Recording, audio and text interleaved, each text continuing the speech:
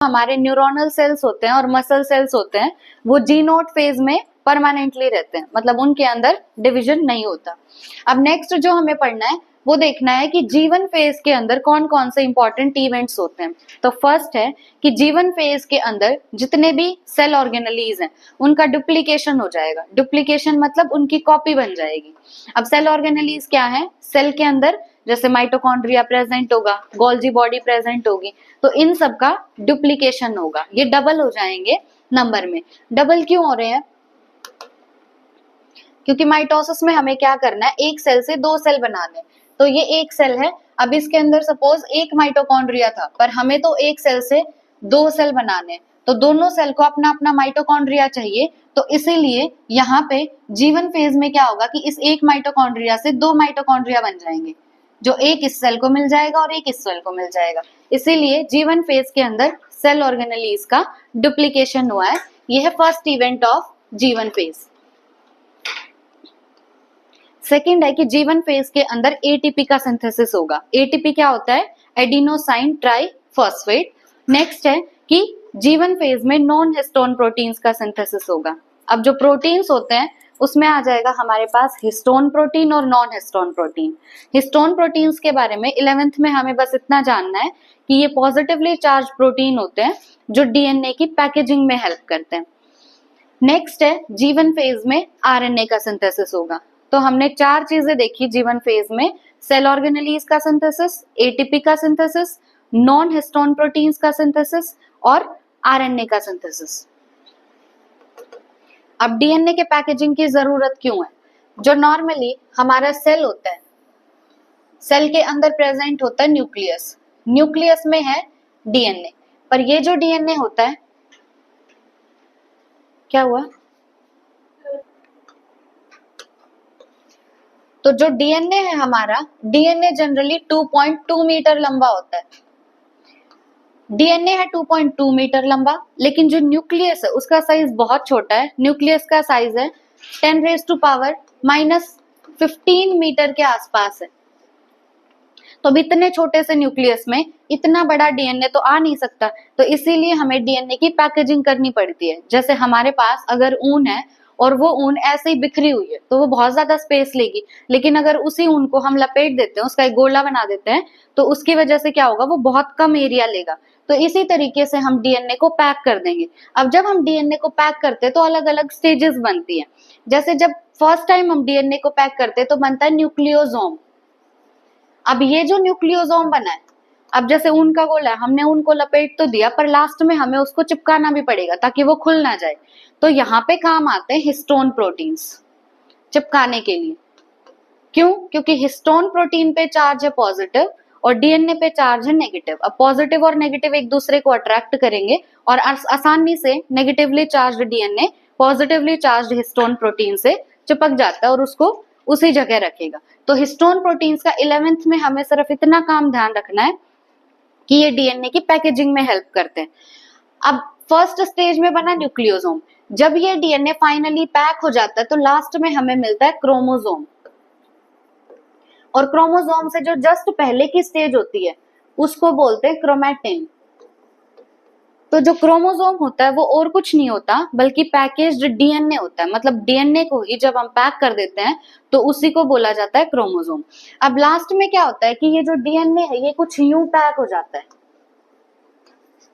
लेकिन अपनी कन्वीनियंस के लिए हम इस डीएनए को यूं बनाते हैं, सॉरी क्रोमोसोम को। डीएनए यूं पैक हो गया और फाइनली जब ये पैक हो जाता है तो इसको हम बोलते हैं क्रोमोसोम। तो क्रोमोसोम और कुछ नहीं है बल्कि पैक्ड डीएनए ही है। अब मेजरली पैकेजिंग में जो प्रोटीन्स यूज होते हैं वो हिस्टोन प्रोटीन्स यूज होते हैं, लेकिन थोड़ा बहुत काम नॉन हिस्टोन प्रोटीन्स का भी होता है। 11th में हमें सिर्फ इतना ध्यान रखना है कि histone proteins positively charge proteins हैं जो नेगेटिवली चार्ज डीएनए को पैक करने में हेल्प करते हैं। अब जीवन फेज के अंदर हमने चार चीजों का सिंथेसिस देख लिया। नेक्स्ट आता है हमारे पास एस फेज। अब एस फेज जो है ये सबसे ज्यादा इंपॉर्टेंट फेज है इंटरफेज का। एस फेज, एस का मतलब है यहाँ पे सिंथेसिस फेज, मतलब यहाँ पे डीएनए का सिंथेसिस होगा।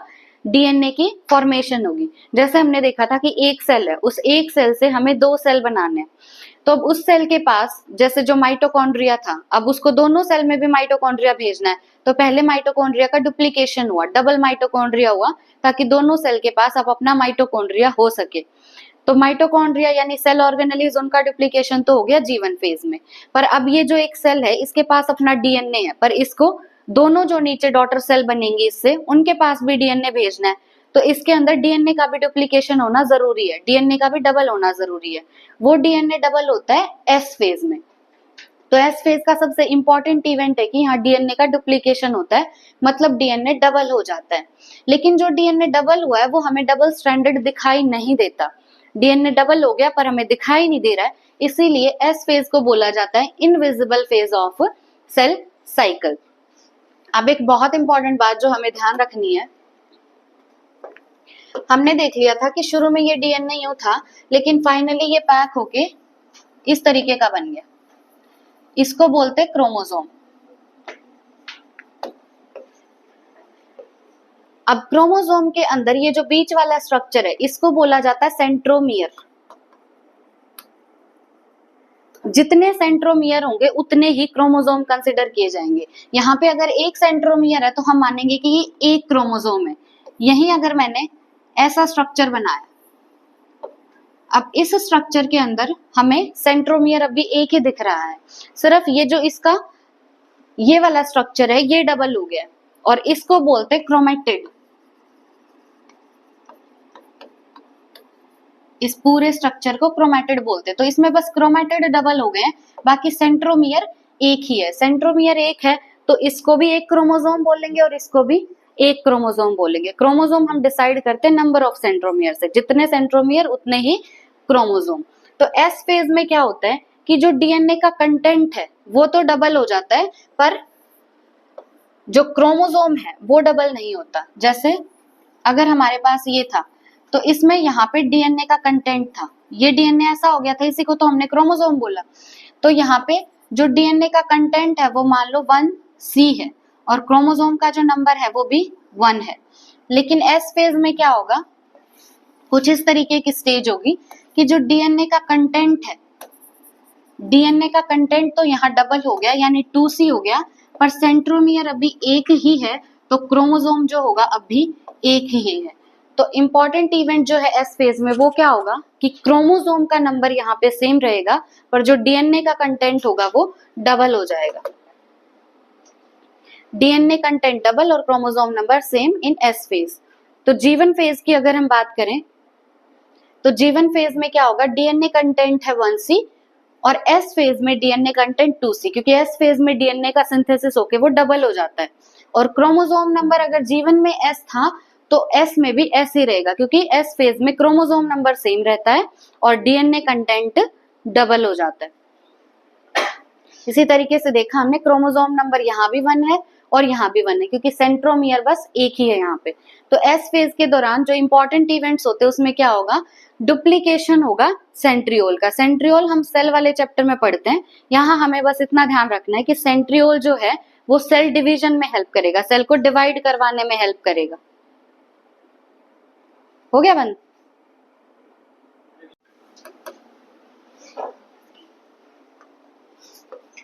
तो देखो, जैसे एक सेल है, उस एक सेल से माइटोसिस करके हमें 2 सेल बनाने।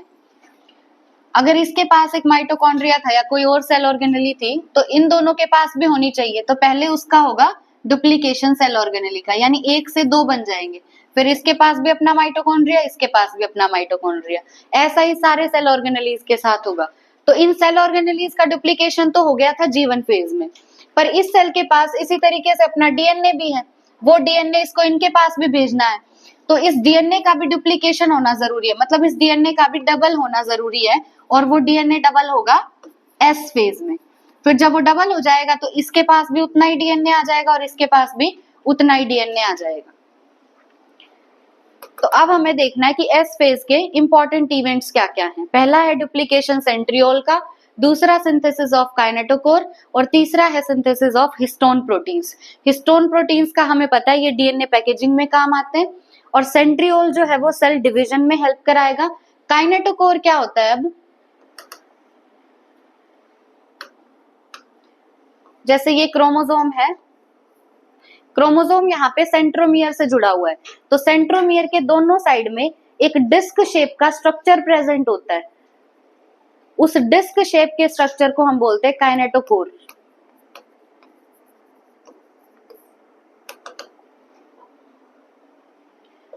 तो ये हमारा था एस फेज। एस फेज के बाद आता है G2 फेज। G2 फेज को हम बोलते हैं प्री माइटोटिक ग्रोथ फेज, क्योंकि जब हम साइकिल बनाते हैं तो उस साइकिल में क्या होगा, सेल साइकिल के अंदर यहाँ हमारा G1 फेज है, यहाँ पे है S फेज, यहाँ पे G2 फेज और यहाँ पे M फेज। अब M फेज के बाद G1 आ रहा है, इसीलिए G1 को बोलते हैं पोस्ट माइटोटिक ग्रोथ फेज 1, क्योंकि पोस्ट का मतलब होता है बाद में, पर G2 जो है वो M से पहले आ रहा है, इसीलिए इसको बोलते हैं pre mitotic growth phase. Pre का मतलब पहले और पोस्ट का मतलब बाद में।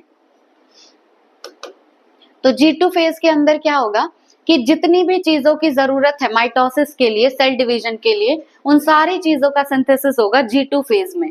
अब G2 फेज के इंपॉर्टेंट इवेंट्स क्या क्या हैं? यहाँ पे आरएनए का सिंथेसिस होगा, एटीपी का सिंथेसिस होगा और नॉन हिस्टोन प्रोटीन्स का सिंथेसिस होगा। उसके बाद क्वेश्चन है कि अनियन सेल के अंदर सपोज 2n नंबर जो है वो 16 है। 2n नंबर अगर 16 है तो हमें बताना है कि G1S और G2 में क्रोमोसोम का नंबर क्या होगा। अब क्रोमोसोम नंबर जितना G1 में है उतना ही S में रहेगा, और जितना S में है उतना ही G2 में रहेगा, क्योंकि क्रोमोसोम नंबर तो सेम रहता है पर डीएनए का कंटेंट डबल होता है। तो यही बात अगर डीएनए कंटेंट के कॉन्टेक्स्ट में पूछी जाए तो डीएनए कंटेंट G1 में अगर 2C है तो S फेज में 4C हो जाएगा, और जितना S फेज में है उतना ही G2 फेज में रहेगा। डीएनए कंटेंट S फेज में डबल होता है, इसीलिए 2C से 4C हो गया। S में 4C है तो G2 में भी 4C होगा। उसके बाद आता है माइटोसिस। अब हमने देखा था कि सेल साइकिल के अंदर दो फेज होते हैं, एक होता है इंटरफेज और एक होता है एम फेज। इंटरफेज हमने पढ़ लिया, इंटरफेज में हमने देखा G1 फेज, S फेज और G2 फेज। अब पूरी सेल साइकिल का जो सबसे बड़ा फेज है वो इंटरफेज है, जहां पे 95% टाइम लगता है, और इंटरफेज में भी जो सबसे बड़ा फेज है वो G1 फेज है, लॉन्गेस्ट फेज ऑफ इंटरफेज। अब इंटरफेज कंप्लीट होने के बाद आता है एम फेज यानी माइटोटिक फेज। तो माइटोसिस जो है, टर्म माइटोसिस ये फ्लेमिंग ने दी थी। अब प्लांट सेल के अंदर क्या होता है कि माइटोसिस जो है वो हैप्लॉइड सेल में और डिप्लॉइड सेल में दोनों में हो सकता है, पर एनिमल सेल में माइटोसिस सिर्फ डिप्लॉइड सेल में हो सकता है। अब हैप्लॉइड और डिप्लॉइड क्या होंगे? जैसे ह्यूमंस के अंदर क्रोमोसोम नंबर 46 है, तो 46 को हम क्या लिखेंगे? जैसे ऊपर हमने लिखा था 2n इज इक्वल टू 16, कि अनियन के अंदर 2n नंबर 16 है। 2n मतलब डिप्लॉइड कंडीशन, वो डिप्लॉइड कंडीशन 16 है, तो n अगर हम लिखेंगे तो n हमारा 8 हो जाएगा, मतलब 16 का हाफ। अब 16 का जो हाफ है उसको हम हैप्लॉइड बोलेंगे, और 16 था वहां पे डिप्लॉइड कंडीशन। तो डिप्लॉइड जो है उसमें हम 2n नंबर देखते हैं और हैप्लॉइड में हम n देखते हैं। जैसे 2n 16 है तो डिप्लॉइड और n 8 है तो हैप्लॉइड। तो प्लांट सेल में तो क्या होगा, डिप्लॉइड सेल और हैप्लॉइड सेल दोनों में माइटोसिस हो सकते हैं, पर एनिमल सेल में सिर्फ डिप्लॉइड सेल में माइटोसिस पॉसिबल है। अब माइटोसिस को हम बोलेंगे इनडायरेक्ट सेल डिवीजन। जैसे ए माइटोसिस को हम डायरेक्ट सेल डिवीजन बोल रहे थे। डायरेक्ट सेल डिवीजन का मतलब क्या है कि एक सेल है वो डायरेक्ट दो सेल में डिवाइड हो गया, बीच में कोई भी स्टेज नहीं आई। पर माइटोसिस में क्या होगा कि जब एक सेल दो सेल में डिवाइड होता है तो बीच में बहुत सारी स्टेजेस आती हैं, इसीलिए हम इसको बोलेंगे indirect cell division. So mitosis is indirect cell division, क्योंकि यहाँ पे न्यूक्लियस जो है वो बहुत सारी स्टेजेस से पास करता है, पास थ्रू मैनी फेजेस और स्टेजेस। अब माइटोसिस को हम बोलते हैं होमोटिपिक डिवीजन। होमोटिपिक डिवीजन का मतलब है कि जो ये एक सेल है इससे जो ये दो सेल बनेंगे दोनों आपस में भी बिल्कुल सेम होंगे, और अपने जो पेरेंट सेल है इनका उससे भी बिल्कुल सेम होंगे, इसीलिए माइटोसिस है होमोटिपिक डिवीजन। नेक्स्ट माइटोसिस जो है वो सोमैटिक सेल्स में होता है। अब हमारी बॉडी में या कोई भी ऑर्गेनिज्म है, प्लांट है, उसकी बॉडी में दो टाइप के सेल होते हैं। एक तो वो सेल जो रिप्रोडक्शन में हेल्प करेंगे, जैसे ह्यूमंस में फीमेल में एग होगा और मेल में स्पर्म होता है। तो ये सेल जो रिप्रोडक्शन में हेल्प करेंगे वो होते हैं गैमेटिक सेल, और जो सेल रिप्रोडक्शन में पार्टिसिपेट नहीं करते, बाकी जितने भी सेल बच गए बॉडी में, उनको बोलते हैं सोमैटिक सेल। तो माइटोसिस जो होता है वो सोमैटिक सेल्स में होता है, गैमेटिक सेल्स में नहीं होता। नेक्स्ट एक बहुत इंपॉर्टेंट बात है कि माइटोसिस को हम बोलते हैं इक्वेशनल सेल डिवीजन। अब इक्वेशनल सेल डिवीजन क्यों बोलते हैं? जैसे इस चैप्टर में हमें 2 टॉपिक पढ़ने हैं, मतलब सेल कैसे कैसे डिवाइड करेगा, या तो माइटोसिस से या मियोसिस से। अब माइटोसिस में क्या है, जैसे ये एक सेल है और इसमें जो 2n नंबर है, जो डिप्लॉयड कंडीशन है, सपोज वो 8 है, तो इसको बोलते हैं मदर सेल। अब मदर सेल से जो 2 डॉटर सेल बनेंगे, उन डॉटर सेल में भी अगर यहाँ 8 क्रोमोसोम थे और यहाँ भी 8 और 8 क्रोमोसोम आए, मतलब इक्वल नंबर में अगर क्रोमोसोम आए हैं, तो इसको हम बोलते हैं इक्वेशनल सेल डिवीजन। तो माइटोसिस जो है वो इक्वेशनल सेल डिवीजन है, यानी मदर सेल में जितने क्रोमोसोम थे, डॉटर सेल में भी उतने ही क्रोमोसोम होंगे। लेकिन अगर मदर के पास 8 क्रोमोसोम है मदर सेल पे, और जो बच्चे आए हैं, जो इनके डॉटर सेल आए हैं, उनके पास अगर 4 और 4 क्रोमोसोम है, यानी रिड्यूस हो गया नंबर, तो अगर नंबर रिड्यूस हुआ है तो उसको हम बोलते हैं रिडक्शनल सेल डिवीजन। तो जो मियोसिस होता है वो रिडक्शनल सेल डिवीजन होता है। ये बात बहुत इंपॉर्टेंट है कि माइटोसिस है इक्वेशनल सेल डिवीजन और मियोसिस है रिडक्शनल सेल डिवीजन। तो माइटोसिस में क्या होगा कि जो हमने देखा था एस फेज में डीएनए का डुप्लीकेशन हो जाता है, मतलब डीएनए डबल हो जाता है। अब वो डीएनए इक्वली जाएगा बच्चों में, दोनों डॉटर सेल्स में।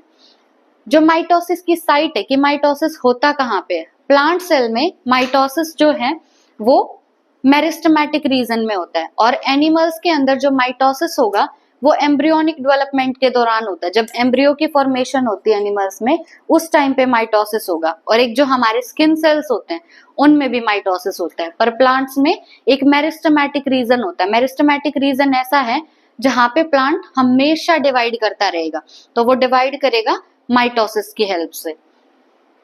नेक्स्ट अगर हम बात करें एम्ब्रियोनिक डेवलपमेंट की, तो वहां पे माइटोसिस हो गया। अडल्ट्स के अंदर देखिए, अडल्ट एनिमल्स के अंदर तो माइटोसिस होता है बोन मैरो में भी और स्किन में भी। अब नेक्स्ट जो इंपॉर्टेंट बात आती है, जैसे हमने सेल साइकिल को डिवाइड किया इंटरफेज में और एम फेज में, फिर एम फेज जो है, जो हमारा माइटोसिस है, ये भी आगे डिवाइडेड है कैरियोकाइनेसिस में और साइटोकाइनेसिस में। जहां भी कैरियो वर्ड आ जाए, कैरियो का मतलब होता है न्यूक्लियस, और साइटोकाइनेसिस मतलब साइटोप्लाज्म का डिवीजन, और कैरियोकाइनेसिस मतलब न्यूक्लियस का डिवीजन। तो पहले हम पढ़ेंगे कैरियोकाइनेसिस। अब कैरियोकाइनेसिस जो है, इसमें 4 सब स्टेजेस आती है कैरियोकाइनेसिस की भी। आगे 4 स्टेजेस हैं, प्रोफेज, मेटाफेज, एनाफेज और टीलोफेज। तो सेल साइकिल डिवाइडेड है इंटरफेज और एम फेज में। देन इंटरफेज डिवाइडेड है G1, S और G2 फेज में, और एम फेज डिवाइडेड है कैरियोकाइनेसिस में और साइटोकाइनेसिस में। और कैरियोकाइनेसिस फिर फर्दर डिवाइडेड है प्रोफेज, मेटाफेज, एनाफेज और टीलोफेज में। अब सबसे पहला फेज आता है प्रोफेज। जो माइटोसिस है, माइटोसिस का सबसे लंबा जो फेज होता है उसको बोलते हैं प्रोफेज। अब प्रोफेज जो है ये आता है S और G2 फेज जो हमने देखा, उसके बाद आएगा प्रोफेज। देन होगा क्या कि prophase is marked by the initiation of condensation of chromosomal material. ये बहुत इंपॉर्टेंट बात है कि प्रोफेज में क्या होगा, जो क्रोमोसोम मटेरियल है उसका कंडेंसेशन होना शुरू हो जाता है। अब इसका मतलब क्या देखो,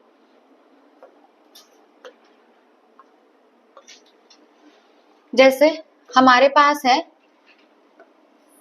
एक सेल है, उस सेल के अंदर G1 फेज में ये डीएनए यूं पड़ा हुआ था। अब उसके बाद G1 के बाद हमने देखा था आता है हमारे पास S फेज। तो S फेज में क्या होगा कि ये जो डीएनए है, ये डीएनए डबल तो हो गया। जैसे यहाँ पे ये डीएनए था, अब S फेज में आने के बाद ये डीएनए डबल हो गया, पर ये डीएनए हमें डबल दिखाई नहीं देता, इसीलिए हमने S फेज को बोला था invisible phase of cell cycle. अब होगा क्या कि ये जो डीएनए है ये यूं तो हमें रखना नहीं, हमें करनी है इसकी पैकेजिंग, क्योंकि अगर इसको न्यूक्लियस में फिट होना है तो डीएनए की पैकेजिंग जरूरी है, और पैकेजिंग के लिए हमें इसको बिल्कुल छोटा करना है, मतलब कंडेंस करना है, सिकुड़वाना है बिल्कुल। तो अब जो एस फेज के बाद कौन सा आया, G2 फेज। G2 फेज में भी ये डीएनए यूं ही पड़ा हुआ था, पर G2 फेज के बाद आएगा प्रोफेज, एम फेज का प्रोफेज। तो प्रोफेज में क्या होगा कि ये जो डीएनए यूं ही पड़ा हुआ है, इसकी पैकेजिंग शुरू हो जाएगी। मतलब हमने देखा था शुरू में डीएनए था, और डीएनए से फाइनली पैकेजिंग हो गई थी, और पैकेजिंग होके क्रोमोसोम बन गया था। बोलो।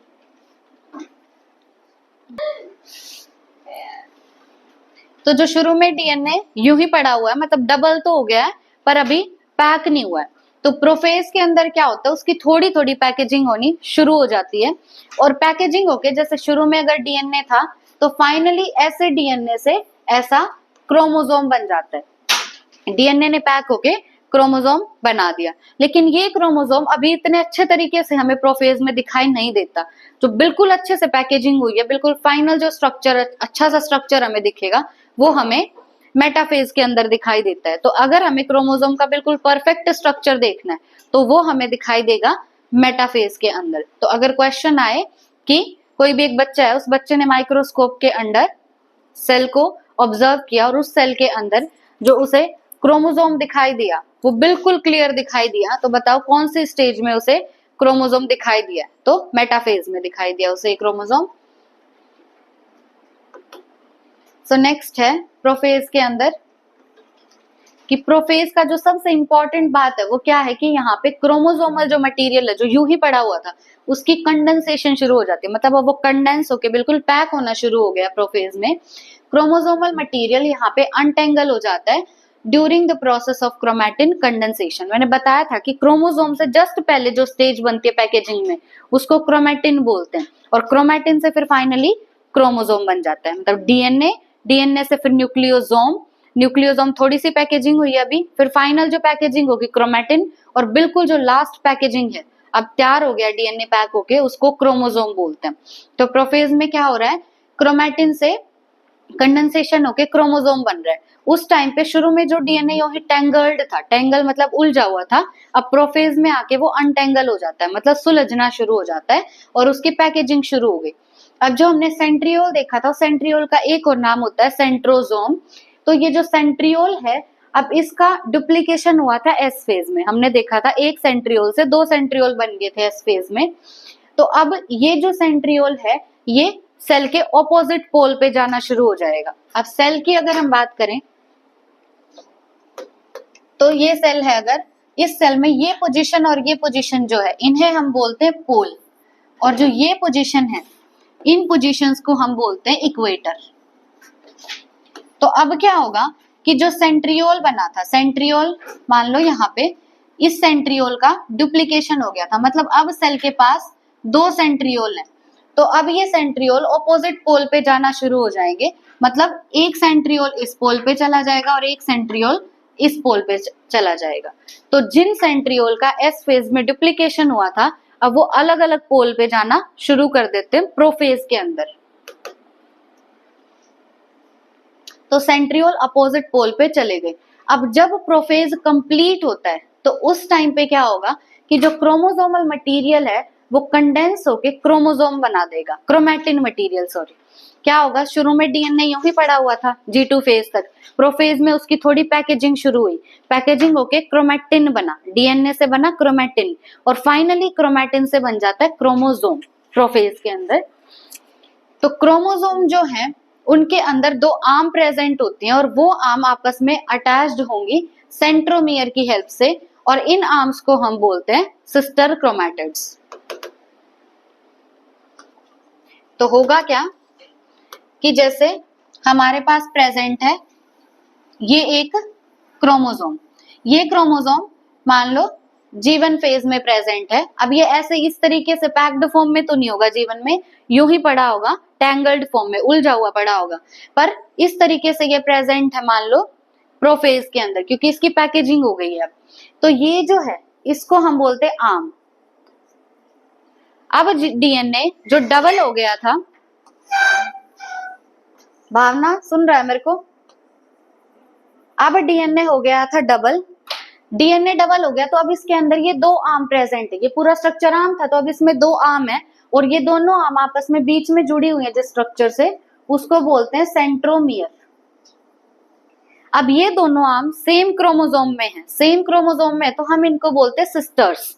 तो ये है हमारे सिस्टर क्रोमैटिड, ये जो पूरा स्ट्रक्चर है और ये पूरा स्ट्रक्चर है, ये है सिस्टर क्रोमैटिड। यही अगर मैं 2 क्रोमोसोम की बात करूं कि एक क्रोमोसोम ये हो गया और दूसरा क्रोमोसोम ये हो गया, अब ये दोनों तो अलग अलग क्रोमोसोम है, तो अगर मैं इस क्रोमैटिड की और इस क्रोमैटिड की बात करती हूँ तो ये सिस्टर नहीं, ये नॉन सिस्टर क्रोमैटिड होंगे। अलग 2 क्रोमोसोम अलग अलग हैं तो नॉन सिस्टर क्रोमैटिड, ये और ये भी आपस में नॉन सिस्टर क्रोमैटिड, ये और ये भी आपस में नॉन सिस्टर क्रोमैटिड। पर अगर इसकी और इसकी बात करें तो सिस्टर क्रोमैटिड, इसकी और इसकी बात करें तो भी सिस्टर क्रोमैटिड। मतलब सेम आर्म अगर होंगी सेम क्रोमोसोम की तो सिस्टर, अलग अलग क्रोमोसोम की है तो नॉन सिस्टर क्रोमैटिड। तो ये जो आर्म है इसको हम एक और नाम से जानते हैं, क्रोमैटिड के नाम से।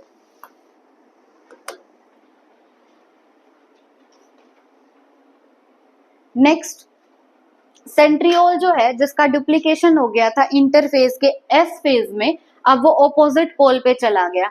अब क्या होगा कि ये जो सेंट्रियोल ऑपोजिट पोल पे गया है, यहाँ से छोटी छोटी रेज निकलना शुरू होंगी, उन रेज को हम बोलते हैं माइक्रोट्यूब्यूल। ये रेज और कुछ नहीं है बल्कि माइक्रोट्यूब्यूल हैं, और ये जो माइक्रोट्यूब्यूल हैं इनको हम बोलते हैं एस्टर्स। अब एक जो एस्टर है वो बनेगा ऊपर, क्योंकि सेंट्रियोल ऊपर वाले पोल पे गया और एक नीचे वाले पोल पे गया, तो ये जो 2 एस्टर्स हैं और साथ में यहाँ पे होते हैं स्पिंडल फाइबर्स। एस्टर्स को और स्पिंडल फाइबर्स को मिला के हम बोलते हैं माइटोटिक अपैरेटस। अब इसको समझो, जैसे शुरू में मान लो G1 फेज के अंदर हमारे पास ये था, यहाँ पे डीएनए इस तरीके से प्रेजेंट था, पर एस फेज में क्या हुआ कि डीएनए कंटेंट जो है वो डबल हो गया। अब ये डीएनए कंटेंट डबल हो गया, ये काम था G1 फेज में, ये काम हुआ एस फेज में। अब डीएनए कंटेंट डबल हो गया, फिर जब हमें माइटोसिस करवाना है तो माइटोसिस करा के क्या होगा कि एक सेल से हमें 2 सेल बनाने हैं, तो इसके अंदर तो अब एस फेज में डीएनए यूं प्रेजेंट है, लेकिन हमें क्या करना, और शुरू में पेरेंट के पास कैसा डीएनए था, इस तरीके का डीएनए था, तो जैसा पेरेंट के पास है जितना क्रोमोसोम जिस टाइप का डीएनए, वैसा ही बच्चों के पास जाना चाहिए। तो अब अगर इसको हमें इस तरीके से भेजना बच्चों के पास, तो इसको हमें अलग करना होगा। अलग करने के लिए क्या होगी, यहाँ पे ऐसे रस्सियां लगी होंगी, वो रस्सियां क्या करेंगी, इन दोनों को अलग अलग कर देंगी। अलग अलग कर देंगी तो क्या होगा, यहाँ से 2 ऐसे स्ट्रक्चर बन जाएंगे। तो अब क्या होगा, इस डॉटर सेल के पास भी उतना ही आ गया डीएनए और इस डॉटर सेल के पास भी उतना ही डीएनए आ गया। मतलब किया क्या जाता है, अगर शुरू में यहाँ पे एक क्रोमोसोम प्रेजेंट था और डीएनए कंटेंट था 1C, सिंगल डीएनए है तो 1C था डीएनए कंटेंट। फिर एस फेज में क्या हुआ कि क्रोमोसोम नंबर तो अब भी एक ही रहा, पर डीएनए कंटेंट हो गया 2C, डीएनए कंटेंट है 2C। तो अब क्या होगा, जब फाइनली 2 डॉटर सेल बनेंगे तो इनके पास भी एक ही क्रोमोसोम होना चाहिए और 1C ही डीएनए कंटेंट होना चाहिए। तो इनको हमें अलग अलग करना पड़ेगा क्योंकि डीएनए कंटेंट इसमें 2C है और क्रोमोसोम नंबर यहाँ भी 1C ही है। तो इनको अलग अलग करने के लिए कुछ रस्सियां लगेंगी, उन रस्सियों का नाम होता है स्पिंडल फाइबर्स। तो स्पिंडल फाइबर्स इन्हें खींच के अलग कर देंगी और ऐसा बना देंगी। अब एक सेंट्रोमियर है तो यहाँ पे एक क्रोमोसोम है और डीएनए कंटेंट जो है यहाँ पे वो 1C है। तो अब इस डॉटर सेल के पास भी 1C और एक क्रोमोसोम और 1C डीएनए कंटेंट, और इसी तरीके से इस डॉटर सेल के पास भी। तो जैसा पेरेंट के पास था वैसा ही डॉटर सेल के पास आ गया। तो जो रस्सियां लगी हैं इनको अलग करने के लिए वो है स्पिंडल फाइबर्स। तो अब ये जो स्पिंडल फाइबर्स हैं और ये जो एस्टर्स हैं, एक ऊपर वाले पोल पे एक नीचे वाले पोल पे, इनको मिला के हम बोलते हैं माइटोटिक अपैरेटस। अब प्रोफेज के एंड में क्या होगा कि जब ये प्रोफेज खत्म होगा तो क्या क्या होना शुरू हो जाएगा। अब जैसे सेल होता है, सेल के अंदर होता है न्यूक्लियस और न्यूक्लियस के चारों तरफ होती है न्यूक्लियर मेम्ब्रेन। तो प्रोफेज में क्या होगा, वो न्यूक्लियर मेम्ब्रेन खत्म होनी शुरू हो जाती है और साथ में जो भी ऑर्गेनेलीज थे जैसे माइटोकॉन्ड्रिया हो गया, न्यूक्लियोलस हो गया, गोल्जी बॉडी, ईआर, ये सब डिसअपियर हो जाते हैं, मतलब अब सेल में ये नहीं दिखेंगे, खत्म हो जाते हैं। साथ में यहाँ पे जो रस्सियां बताई जो अलग अलग करेंगी क्रोमैटिड्स को, वो रस्सियां बननी शुरू हो जाएंगी, यानी स्पिंडल फाइबर्स बनने शुरू हो जाएंगे। अब न्यूक्लियर मेम्ब्रेन डिसइंटीग्रेट होगी, मतलब न्यूक्लियर मेम्ब्रेन खत्म हो गई, तो अब साइटोप्लाज्म और न्यूक्लियोप्लाज्म के बीच में कोई भी डीमार्केशन नहीं रहेगा। डीमार्केशन मतलब अब हम नहीं बता सकते कहां से न्यूक्लियोप्लाज्म शुरू हो रहा है और कहां से साइटोप्लाज्म शुरू हो रहा है।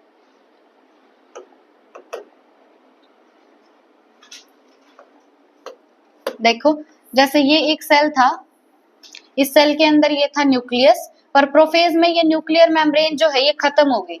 अब न्यूक्लियस के अंदर का जो मटेरियल होता है उसको हम न्यूक्लियोप्लाज्म बोलते हैं, और सेल के अंदर का जो मटेरियल है यहाँ पे जो प्रेजेंट था वो साइटोप्लाज्म होता है। तो अब यहाँ की मेम्ब्रेन खत्म होगी तो हमें पता ही नहीं कहाँ पे साइटोप्लाज्म है और कहाँ पे न्यूक्लियोप्लाज्म है। तो हमारा जो डीएनए था वो डीएनए हमारा प्रेजेंट था ऐसे न्यूक्लियस में, लेकिन अब क्या हुआ, ये मेम्ब्रेन खत्म हो गई। ये मेम्ब्रेन खत्म हो गई तो जो हमारा डीएनए है वो पूरे सेल में यूं ही पड़ा रहेगा, ऐसे न्यूक्लियस में पैक होके नहीं रहेगा, पूरे सेल में यूं बिखरा रहेगा, क्योंकि न्यूक्लियर मेम्ब्रेन खत्म हो गई। अब जो दीवार थी यहाँ की वो खत्म हो गई तो डीएनए यूं ही पड़ा रहेगा पूरे सेल में। तो इंपॉर्टेंट इवेंट्स क्या है प्रोफेज के? पहला कि जो डीएनए यूं ही पड़ा हुआ था एस फेज G2 फेज में, अब उसकी थोड़ी पैकेजिंग शुरू हो गई है, पैकेजिंग होके क्रोमोसोम बन गया फाइनली। डीएनए से न्यूक्लियोसोम, न्यूक्लियोसोम से क्रोमैटिन और क्रोमैटिन से क्रोमोसोम, और भी बहुत सारी स्टेजेस है बीच में, वो हम 12th क्लास में पढ़ते हैं। तो फाइनली क्रोमोसोम बन गया, पर हुआ क्या प्रोफेज खत्म होते होते कि जो न्यूक्लियस की मेम्ब्रेन है वो हट गई, न्यूक्लियस की मेम्ब्रेन हट गई, तो अब ये डीएनए यूं ही पड़ा हुआ है पूरे सेल में। प्रोफेज के अंदर इंपॉर्टेंट इवेंट जो है वो क्या है कि यहाँ पे स्पिंडल फाइबर्स की फॉर्मेशन शुरू होती है, मतलब उन रस्सियों की फॉर्मेशन शुरू होगी जो दोनों क्रोमैटिड्स को खींच के अलग अलग करेगी। एक क्या है कि यहाँ पे जितने भी सेल ऑर्गेनेलीज हैं जैसे endoplasmic reticulum, Golgi body, nucleolus, ये सब डिसअपियर हो जाएंगे, दिखने बंद हो जाएंगे। तो ये था प्रोफेज। अब एक और इम्पोर्टेंट बात जो है कि जो स्पिंडल फाइबर्स होते हैं, स्पिंडल फाइबर्स 3 टाइप के होंगे। फर्स्ट टाइप है एस्टर माइक्रोट्यूब्यूल। एस्टर माइक्रोट्यूब्यूल वो स्पिंडल फाइबर होते हैं जो सेंट्रियोल के आसपास प्रेजेंट होंगे, क्योंकि सेंट्रियोल से ही वो रेज निकली थी, वो रेज क्या थी, माइक्रोट्यूब्यूल, और उन्हीं को हम एस्टर बोल रहे थे। तो अब एस्टर के आसपास यानी सेंट्रियोल के आसपास जो माइक्रोट्यूब्यूल होंगे, जो स्पिंडल फाइबर होंगे, उनको एस्टर माइक्रोट्यूब्यूल बोलेंगे। देन काइनेटोकोर, काइनेटोकोर के आसपास जो स्पिंडल फाइबर्स होंगे उनको काइनेटोकोर माइक्रोट्यूब्यूल बोलेंगे, और एक और नाम है इनका डिसकंटीन्यूअस फाइबर्स। नेक्स्ट है पोलर माइक्रोट्यूब्यूल। पोलर माइक्रोट्यूब्यूल को हम बोलते हैं कॉन्टिन्यूअस फाइबर्स। ये जो पोलर माइक्रोट्यूब्यूल हैं ये ऐसे स्पिंडल फाइबर होते हैं जो काइनेटोकोर से अटैच्ड नहीं होंगे। ये क्रोमोसोम है, क्रोमोसोम का जो काइनेटोकोर है उससे अटैच्ड नहीं होंगे, बस एक दूसरे को ओवरलैप करेंगे। ये ऐसी रस्सियां हैं जो क्रोमोसोम से अटैच नहीं हुए, बस एक दूसरे को ऐसे ओवरलैप कर रही हैं।